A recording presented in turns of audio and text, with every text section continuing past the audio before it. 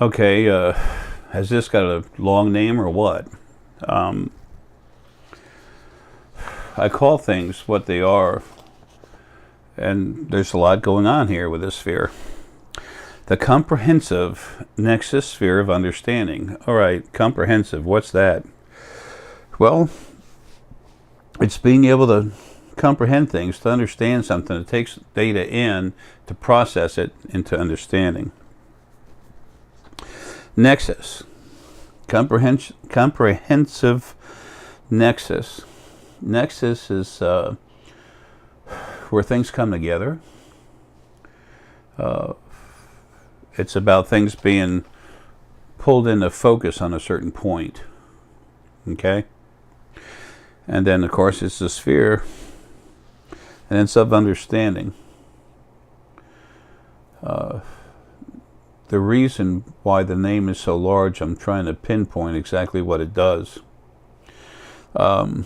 Comprehensive Nexus Sphere of understanding is literally made to help you understand things you want to understand. Now, if you're sitting there and you say, I want to know how far it is to the moon, it might help you to relax to where you can go to where you've read it before, but that's not what it's for. Don't expect to want to understand the great mysteries of life and put your hands around the sphere and relax and all of a sudden, no. If you are trying to understand waking up, if you're trying to understand what you're seeing, remember, you can go back and forth in time everywhere, okay? Whenever you want, as long as you're relaxed and you're not at a point where your brain's being worked on, or your body's and brain's being worked on. When that happens, folks, your abilities aren't going to flow right. They're being worked on. A table functions really well to hold things up, but not when it's being worked on, have new legs put on it. So what this stone does, it literally helps you put thoughts together, the thought process together. It amps up hard your whole body. It helps it flow together, amps up your body, and then right into the hypothalamus, which is the nexus of all your metaphysical abilities, but yet it flows out into all your other major power points, helps the body relax, helps it all come together so you can relax and go to understand something. It's very, very, very strong with not just the hypothalamus gland, but other parts of your brain, plus your major energy fields. It helps you calm down, put yourself together, opens up your mind, ready for understanding, to take it into the hypothalamus from the pineal, the scanner, which is solar plexus energy itself, and the heart, everything. And then you go to look at something. Now, if you want to understand, some people can use these to relax, and then they can almost see something like, what's the last room? I want to see, like, when they go to relax, they open up and they want to say I want to see the last room. I want to see a room in the last building I lived in on another planet. And you can see something, and you can use a shamanic journey. You can do this yourself, but you can use a shamanic journey sphere to try to see that better. But sometimes to fully understand something, you don't have to have the shamanic journey sphere too.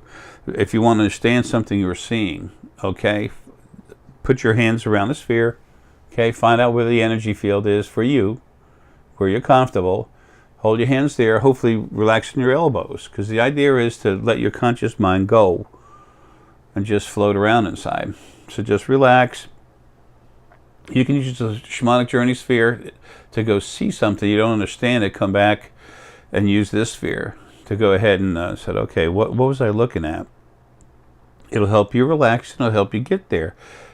It'll keep improving it every time it does it, or it might show you, it might help you see it for yourself. I was going to say show you, excuse me, show you. It doesn't show you anything. It helps you become more yourself and put your own frequencies together, so and power those parts of you up that you need to understand something you're seeing.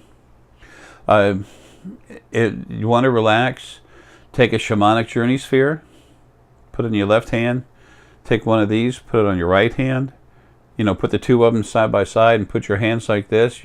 Both your hands will be getting both of you. You might swap it around, put one in front of the other. Whatever you want to do is great. And then you might go to look and see something, and then just be patient. Remember, you're doing this. The stone's just helping you. Okay? You've got a daughter or a son that's a problem, and you're trying to understand what's going on with them. Relax. Take your hands, get it near the sphere, and just relax. You have to be honest with yourself, and just go.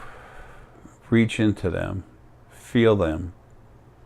Try to understand what's happening. Don't say it must be this, it must be that. If your conscious mind is engaged like that, you'll never get there. Okay? You have to let it go. I honestly want to see what's going on. I love them. I need to know what's happening. This applies to any base form of understanding. It's not a scientific device, some kind of high-tech computer that's going to tell you what the circumference of the Earth is. Let's be real. This helps you put your frequencies where they need to be and crank you up to be even stronger than that, to go see something, to go look at something and try to understand it. You take yourself to go look at something, but once you're there, it helps you understand it. Okay? Stones in it. Excuse me.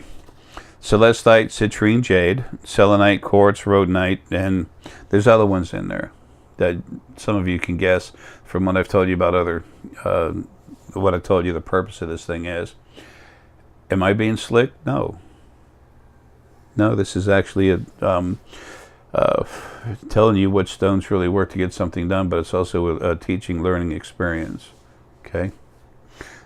All of us, and definitely myself included, like all of us, learn more as we go along. And if you make a supposed mistake, come on, that's a progress point. Oh, you're stupid, you're not right, you made a mistake. How many mathematicians have never hit the erase button or used an eraser in the old days?